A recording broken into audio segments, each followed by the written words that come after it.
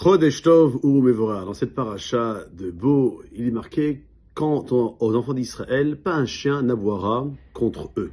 Le Midrash raconte que Rabbi Yechia, qui était un élève de Rabbi Hanina ben Dosa, se livrait à des mortifications à travers 85 jeunes. Il s'est interrogé sur le fait que les chiens, décrits comme effrontés de la nature d'après le prophète Ishayahu, seraient autorisés à entonner le chant. On le dit dans le thème 95, le vendredi soir. Venez,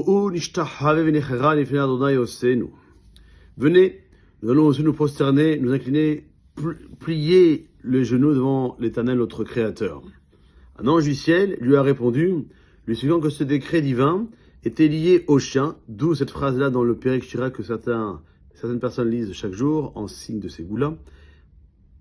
De plus, les excréments des chiens étaient utilisés de manière privilégiée pour traiter les peaux servant à écrire les rouleaux de la Torah, des téphilines et des mezuzot.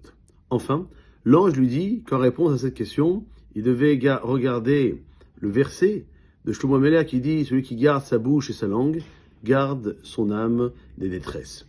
Ces réflexions venant des sages sont fascinantes. L'étonnement de Rabbi Chia est profond. Peut-il être concevable que le chien, parmi les animaux, soit appelé à chanter et à se prosterner devant Dieu qui nous a créés? Ce chant ne va-t-il pas à l'encontre de la nature audacieuse du chien? Même après 85 jeunes, Rabbi Chia n'a pas encore saisi la réponse à cette énigme.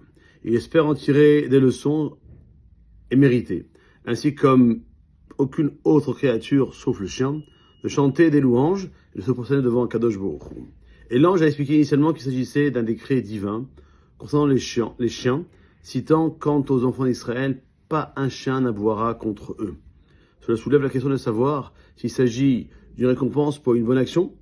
En effet, jeter le cadavre d'une charogne en pâture aux chiens est une récompense. Mais chanter, est-ce vraiment ça la grande question? Alors, il faut comprendre ce qui est marqué dans Shlomo HaMelech.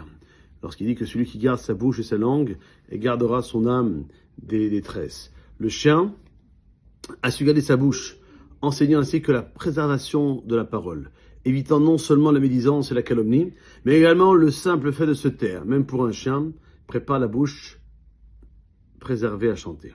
La préservation de la parole devient ainsi un acte d'humilité. Et le choix de désigner le chien pour chanter, s'incliner, se soumettre devant Dieu, se justifie par sa capacité à garder sa langue. L'anecdote sur le Chafetz Chaim souligne sa loquacité sans pour autant tomber dans la médisance ou la calomnie. Rabbi Aaron Bilowski, le beau-père de Rabbi Moshe Shapira, rapporte avoir connu deux hommes, à la fois des grands orateurs et aussi grands silencieux. Le Rav Tzvi Finkel, surnommé le Sabbat de Sabotka, et son élève, le Rabbi Meir Hadash. Les faits parlent d'eux-mêmes, savoir que nous avons une seule bouche, et bien soyons certains de pouvoir la mettre uniquement à bon escient, et c'est toute la bénédiction qui se cache derrière cet organe qui est au centre du visage et qui nous permettra aussi d'être le moyen central pour pouvoir assister à la libération. Mimira Bemenu. Amen Kenerason. Chodesh Tov Uvorach.